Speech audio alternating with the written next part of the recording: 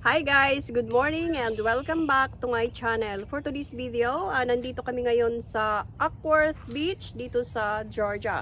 So ayan guys, ipapakita ko lang sa inyo ang magandang view ng Acworth Beach na ito. So medyo maaga kaming dumating guys kasi pag late ka nang pumunta dito ay sobrang dami na ng tao. Wala ka nang space kung ganon. So first come first serve. So ayan guys, ang view ng Acworth Beach. Ayan. Ayan siya guys. Maganda naman siya. Super relaxing place. And kasama ko nga pala ang aming mga tropa sa Cub Scout. Kasi parang outing na rin to ng mga Cub Scout. So ayan guys. At dahil maaga pa, mag-ikot-ikot muna tayo dito sa Acworth Beach. At ang ganda ng sun dito guys kasi pinong-pino siya. Ayan. So, tingnan natin. So, ayan siya guys. So, ang ganda. Para siyang brown sugar. Oh. Ayan oh. Para talaga siyang asukal. Ayan, ganda. So, wala pang tao kasi nga 9 o'clock pa lang. And dito lang pala pwede mag-swimming. Ayan. So nilagyan din nila ng boundary kasi paglampas ng orange line na yan, malalim na siya. So may ano siya, may hangganan. Hindi ka na pwedeng lumampas doon. Kaya maliit lang yung space ng swimming area nila. Ayan guys. Ganda. So ayan.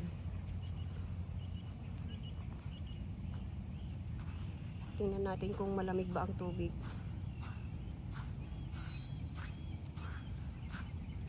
Oh my gosh. Ay, hindi gaano malamig. Medyo warm siya. So, ayan. Maganda lang yung view.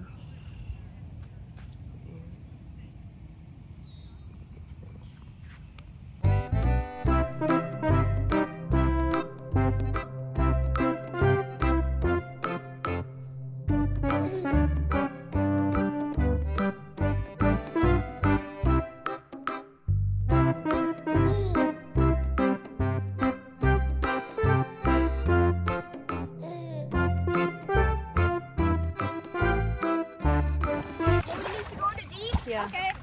So yun guys, nauna na si John Mark. Siya yung pinakauna. Kasi nga hindi na siya makapaghintay at excited na siyang maligo. I'm definitely gonna have more fun than them. Yeah.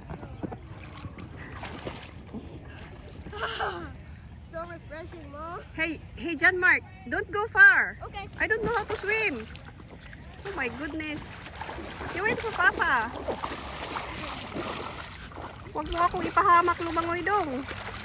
Kay malunod jud tang duha. Di ra ba ko kabalo mo langoy? It's cold? No.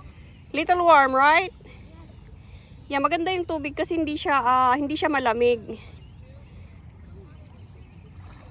Hala, ang aga niyang nagtampisaw. Nako, John Mark. Giginawin ka mamaya.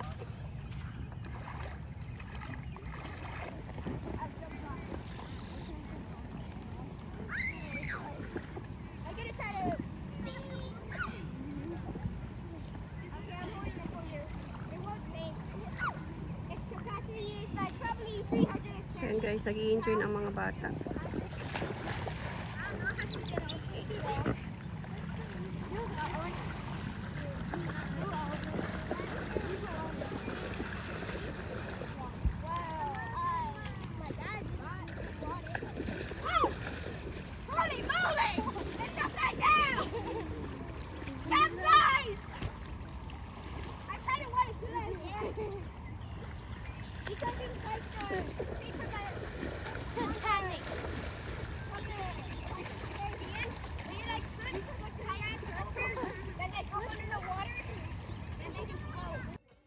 At biglang may dumating na police guys kasi nag-check pala sila kung may mga dala kayong mga alcohol kasi bawal dito ang uminom ng mga alak at magdala ng mga sariling grill.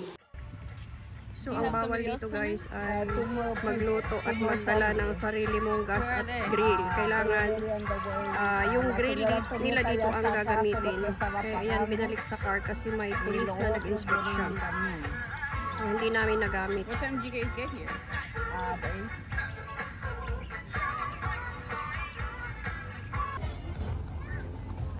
It's cooking time guys. It's taco.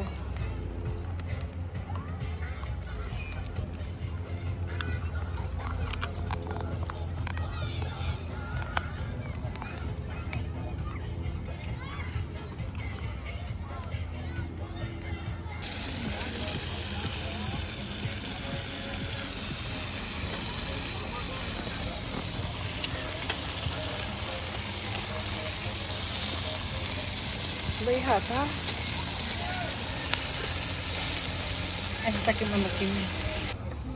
Ito naman yung aking barbecue guys. Philippine barbecue and hot dog.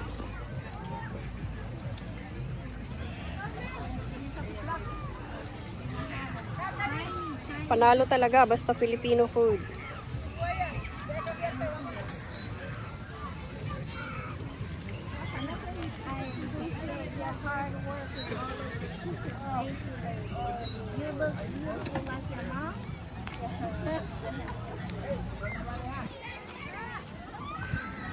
So it's lunchtime na guys. Hanapin ko na si John Mark kasi marami ng tao.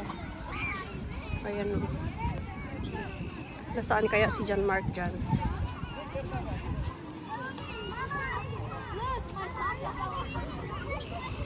Agoy, lubog na ang tubig. Nalubog na sa kadaghan sa tao. Ang daming tao. Marami pa yan mamaya. John Mark! John Mark! Lunchtime! Come. Kain mo na anak. You need to eat. You eat lunch. You eat lunch first. It's lunchtime. Lunchtime. Ketchup? Lunch. Lunchtime. Are you sure? Why what you eat? Why you're not hungry? Hmm? I ate a lot yesterday. Yesterday? Yeah, but you don't eat breakfast and lunch. You need to eat. Dali na anak. Are you having fun? Ayaw niya kumain.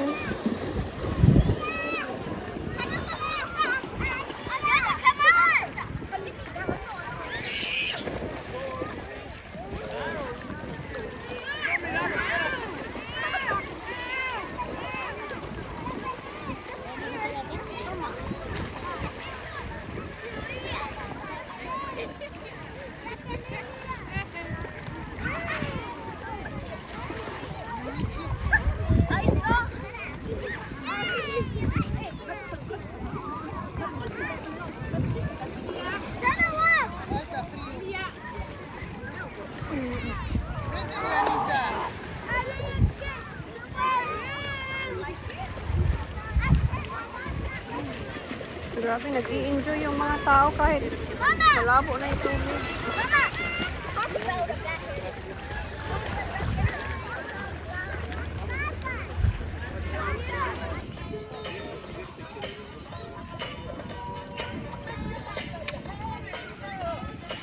How much we got? You're gonna need this bar? Oh, yeah. Thank you.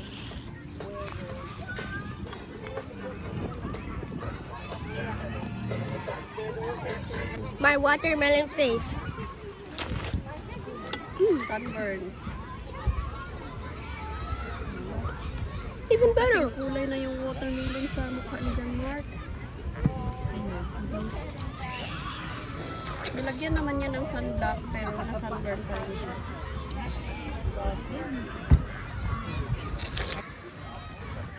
Watermelon face guys. Sunburn. Yung watermelon at saka face ni John Mark is the same color. Yummy?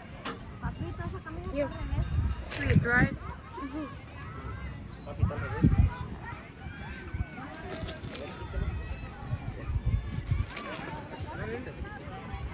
Sarap ng kain niya ay.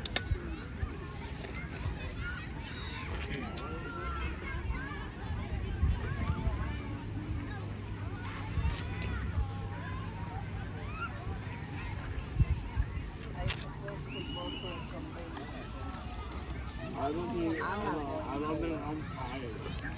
Barbecue. Yeah, I'm gonna go home. Hey, John Mark, it's big. It's not hard. You like it? Tastes good?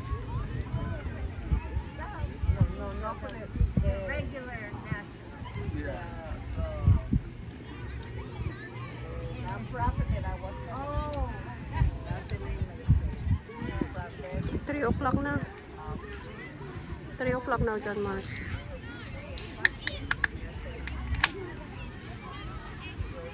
Okay.